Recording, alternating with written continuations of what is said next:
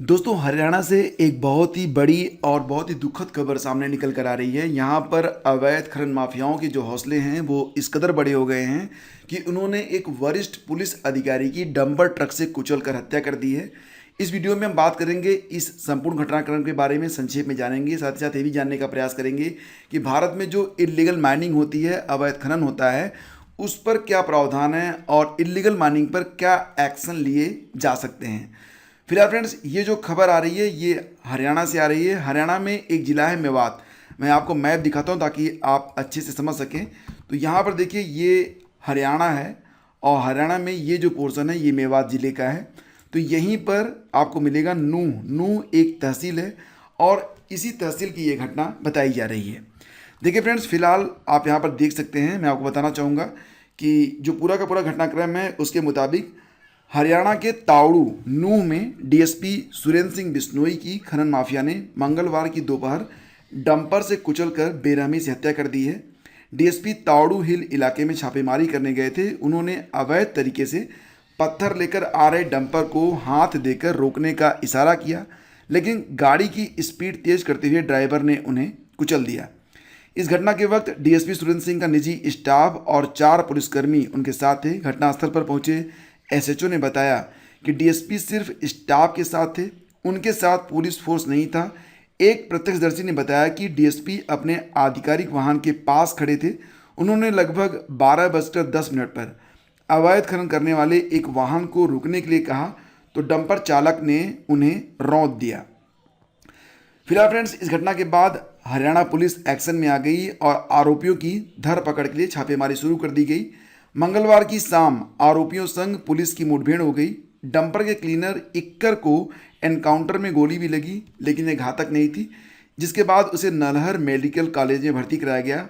और वहीं बताया जा रहा है कि पुलिस ने डंपर के ड्राइवर को भी गिरफ्तार कर लिया है। इसके अलावा 3-4 लोगों को हिरासत में लेकर पूछताछ भी की जा रही है। इस घटना के बाद आईजी नूह, एसपी के साथ ही डीजीपी भी घटनास्थल पर पहुंच गए हैं।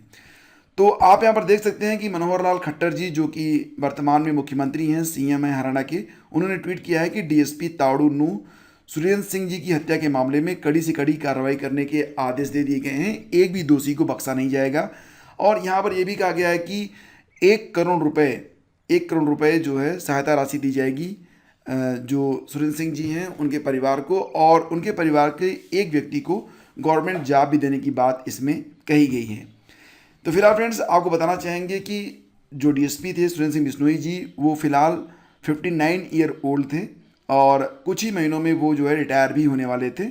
और यहाँ पर देखिए, तो जो पूरा का पूरा घटनाक्रम है उसके बारे में अगर मैं आपको बताऊं, तो जिस समय मेवात में डीएसपी की हत्या की गई, हरियाणा के मुख्यमंत्री उस समय वहाँ से कुछ किलोमीटर दूर पुलिस के एक कार्यक्रम में मौजूद थे।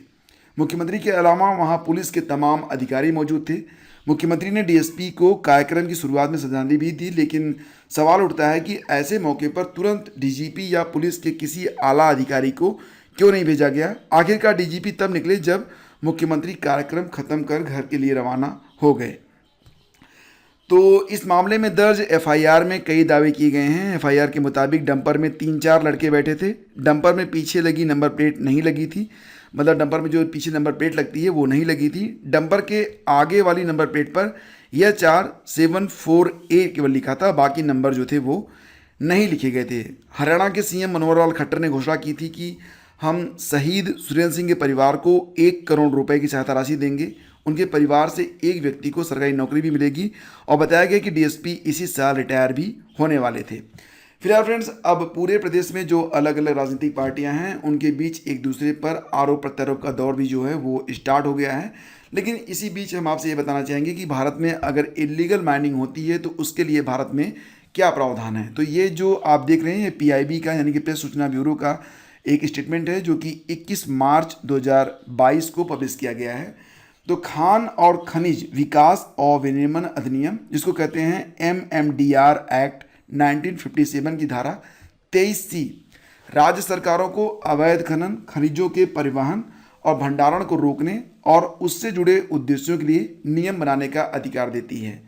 इसलिए अवैध खनन पर नियंत्रण राज्य सरकारों के विधायी और प्रशासनिक दायरे में आता है। ये बात ध्यान दीजिएगा कि जो अवैध खनन आता है वो राज्य सरकारों के विधायी और प्रशासनिक दायरे में आता है।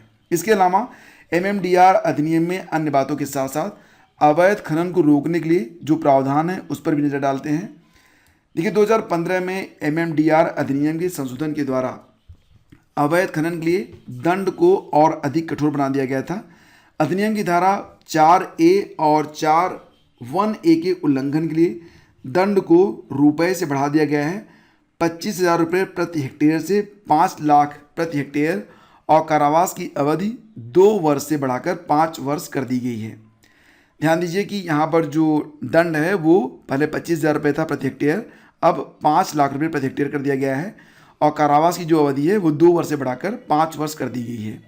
इसके अलावा अधिनियम की धारा 30B अवैध खनन, परिवहन, भंडारण मामलों के त्वरित परीक्षण के लिए राज्य सरकारों द्वारा विशेष अदालतों के गठन का प्रावधान करती है और अधिनियम की 30C में प्रावधान है कि ऐसे विशेष न्यायालयों को सत्र न्यायालय माना जाएगा। खनिज संरक्षण और विकास नियम यानी कि MCDR 2017 का नियम 45 सभी खनिकों, व्यापारियों, स्टॉकिस्ट, निर्यातकों और खनिजों के अंतिम उपयोगकर्ताओं के लिए भारतीय खान ब्यूरो के साथ पंजीकरण करना और उत्पादन पर ऑनलाइन रिटर्न जमा करना अनिवार्य बनाता है। राज्य सरकार सरकारों और भारतीय खान ब्यूरो को खनिजों का व्यापार और उपयोग के बारे में भी जानकारी देता है। खान मंत्रालय ने भारतीय खान ब्यूरो के माध्यम से राज्य सरकार को किसी भी अवैध खनन गतिविधि की रिपोर्ट करने के लिए अंतरिक्ष प्रौद्योगिकी का उपयोग करने के लिए खनन निगरानी प्रणाली यानी कि MSS विकसित की है जो आवश्यक कार्रवाई करेगी। खनन निगरानी प्रणाली MSS एक उपग्रह आधारित निगरानी प्रणाली है जिसका उद्देश्य उपग्रह छवियों के उपयोग जो सैटेलाइट से तस्वीरें ली जाती हैं उनके माध्यम से पट्टा क्षेत्र से परे अवैध खनन गतिविधियों का पता लगाना है। अधिनियम की धारा 23C के प्रावधानों के अनुसरण में 21 राज्य सरकारों ने अवैध खनन को रोकने के लिए अपने नियम बनाए हैं। साथ ही 22 राज्य सरकारों ने अवैध खनन को नियंत्रित करने और राज्य और जिला स्तर पर अवैध खनन गतिविधियों की जांच के लिए सदस्य विभागों द्वारा की गई कार्रवाई की समीक्षा के लिए टास्क फोर्स का गठन भी किया है।